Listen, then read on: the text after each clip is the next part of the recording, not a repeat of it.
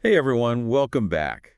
Today we're going deep on something a little different. Yeah, a bit of a different kind of deep dive today. We're always talking about the markets and the economy and all that. The numbers, right? Exactly. But Mm. today it's about, uh, well, it's still about money, but it's really more about using it wisely to have, like a better life. A richer life. Yeah, not just a richer bank account. Yeah, exactly. And the inspiration for this deep dive is this piece I found called Eight Financial Thoughts Before Leaving This World. And it's just the title, right? It makes you think. Definitely. Makes you think about the big picture. Well, what we're going to do is go through each of these 8 points and, kind of unpack them. Break them down. Yeah, break them down, see what they mean for us, like in our everyday lives. Exactly. Because it's not just about, planning for the end, but how to live better right now. Right now. Okay, so the first point, this one really hit me. It's all about prioritizing experiences over assets. Interesting. Like choosing a memorable trip over buying, say, a fancy new car. Yeah. Or think about it. Have you ever gotten more joy out of I don't know, some gadget you bought? Or a new phone. Yeah, a new phone versus a trip you took or a concert you went to.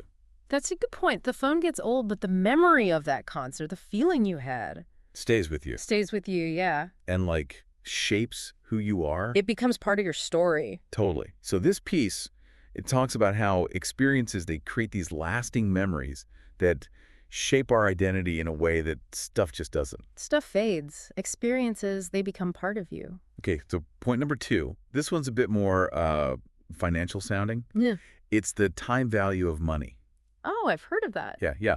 Basically, it means money's worth more when you use it at the right time in your life.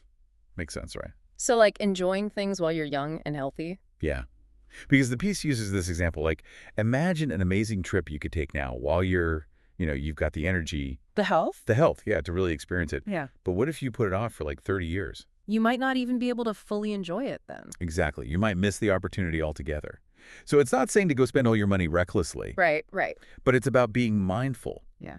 making choices that align with what you value at each stage of your life. Makes you think, what experience would I prioritize now if I really thought about that time value of money? Yeah, deep stuff.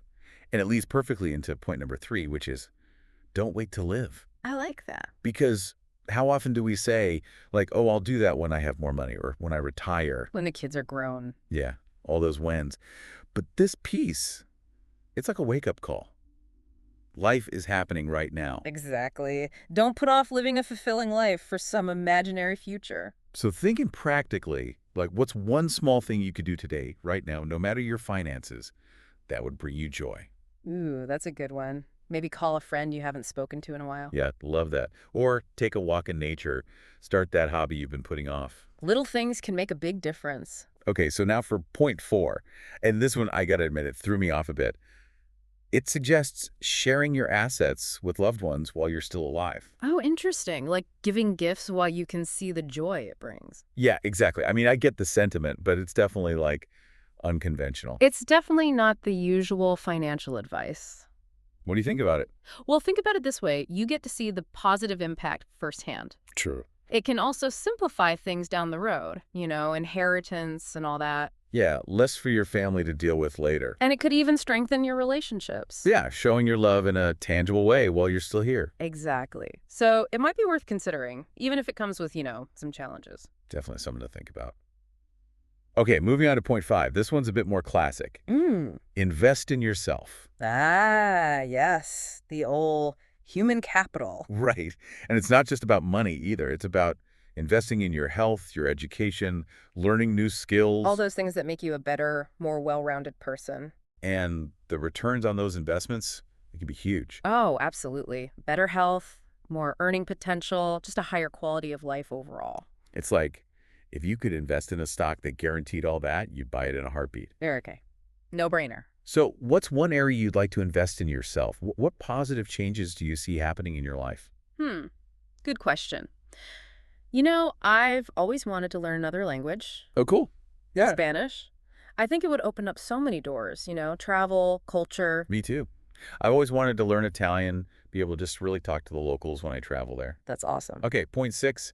This one's kind of the opposite of accumulating assets. Mm-hmm. It's about letting go of excess possessions. Decluttering. Oh, I'm a big fan of that. Me too, Mhm. especially after the holidays, right? Mhm. So much stuff comes in. It's overwhelming sometimes, Totally. And this piece, it talks about how all that stuff, it can weigh you down. mentally and emotionally. Yeah, like it clutters your mind as much as your house. So true. Simplifying your life, getting rid of things you don't need, it can be so freeing. It's like just letting go of the burden. Even letting go of a few items can make a difference. What's one thing you could part with today? Hmm, probably that bread maker I got a few years back. I swear I've used it twice. I feel that. I have a pasta maker like that. Used it once. All right, point 7. Yeah. Define your own happiness curve. I love this Oh, one oh, me too. Such an important concept. because, we're always bombarded with these messages about what happiness should look like. The perfect house, the fancy car, the perfect Instagram life. Exactly. But this point, it's all about rejecting that and defining happiness on your own terms Figuring out what truly matters to you, not what society tells you. and recognizing that everyone's happiness curve is different. What brings you joy might not bring someone else joy, and that's okay. Yeah, it's about tuning out the noise and figuring out what truly makes you happy, regardless of what anyone else thinks. So, what does true happiness look like to you, free from all those external expectations? That's the question, isn't it? All right, and finally, point 8, emotional legacy. Ooh, this is a powerful one. It is. It's about recognizing that the true legacy we leave behind, it's not about the money or the stuff. It's about the impact we make on others. Exactly. The values we share, the wisdom we pass down, the stories we tell. It's about leaving the world a little bit better than we found it. So what's one piece of wisdom or experience you'd want to pass on to future generations? That's a beautiful question to think about. What about you? Gosh, so many things. But I think one of the most important things I've learned is the power of kindness. Ooh, that's a good one. Just simple acts of kindness, they can have a ripple effect that you wouldn't believe. So true. And what strikes me about all these 8 points is that they're not really about money at all. You're right, it's about using money as a tool. To live a more meaningful and fulfilling life. Exactly.